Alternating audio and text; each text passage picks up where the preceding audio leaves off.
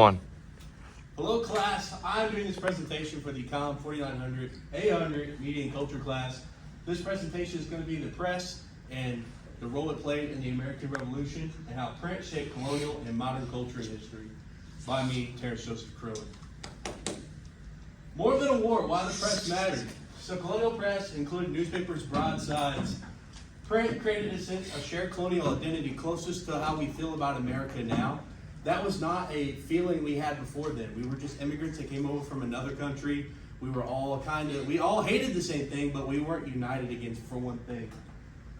So, print created a sense of that. Also, colonial issues print to debate independence and imagine what a new society could look like. Obviously, we didn't want it to look anything like Britain, so we had a lot of coming up to do because there was no president. And then the press came a key link between ideas on paper and action in the streets. Before then, you only had information for two avenues, your own life experiences and what your parents taught you. And if you were really, really lucky at the time, you might have read a few books. So it's really important to get that out there. This is a political cartoon by Benjamin Franklin called Join or Die. It symbolized the unity of the colonies and why we need to do that to support life, or we are all going to fall apart and die to Britain. So the growth of colonial newspaper. By 1775, there were 37 weekly newspapers circulating across the colonies. These newspapers included essays, political arguments, reports on British policies, and local news. Readers were exposed to debates on taxes, rights, and self-government.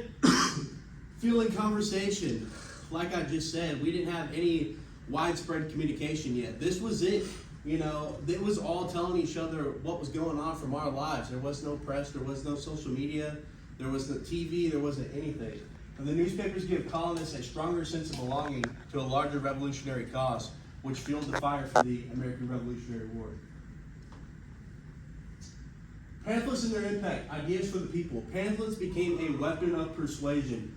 Common Sense sold 120,000 copies in just a few months. As American crisis boosted morale, he's quoted in saying, "These are the times that try men's souls."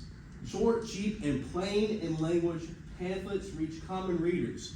So that's a huge thing. A lot of people weren't literate. A lot of people didn't know what was going on in the world besides maybe their house and their community.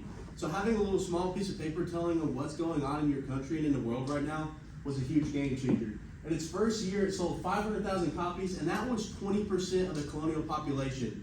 So think about 1 out of every 5 people on your continent pretty much reading the same thing. That's incredible. So press as a revolutionary tool. They didn't just report the news, they motivated action. These told people what was going on and why they needed to be offended and what they needed to do to stop it.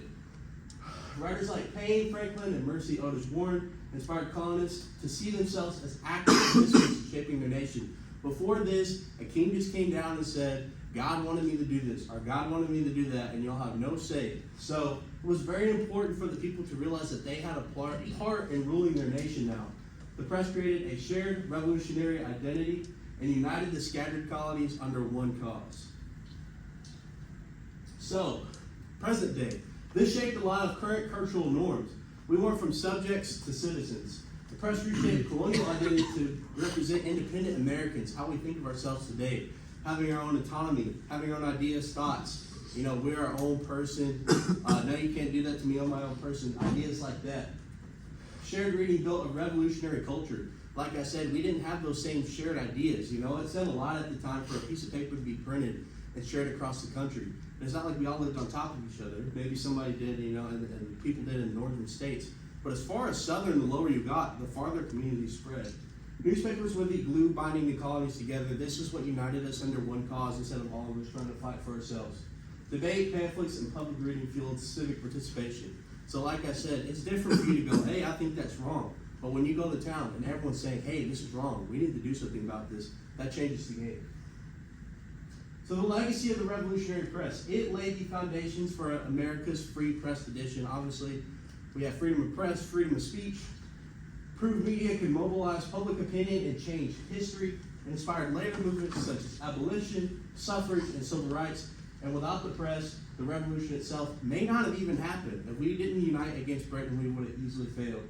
So over here I have Norman Rockwell's freedom of speech. It exemplified the persuasive power of visual propaganda during World War II, and that came because of this. if we didn't have that American identity 100, 200 years, 150 years prior, that may not have happened, and we could have lost more world wars if we just happened to barely scrape past the Revolutionary War. Final statement, the press not only reported history, but it made it.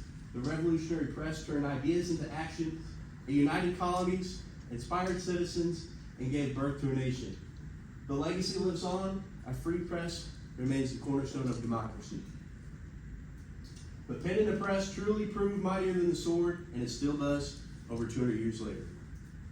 Here are my references, and thank you all for watching.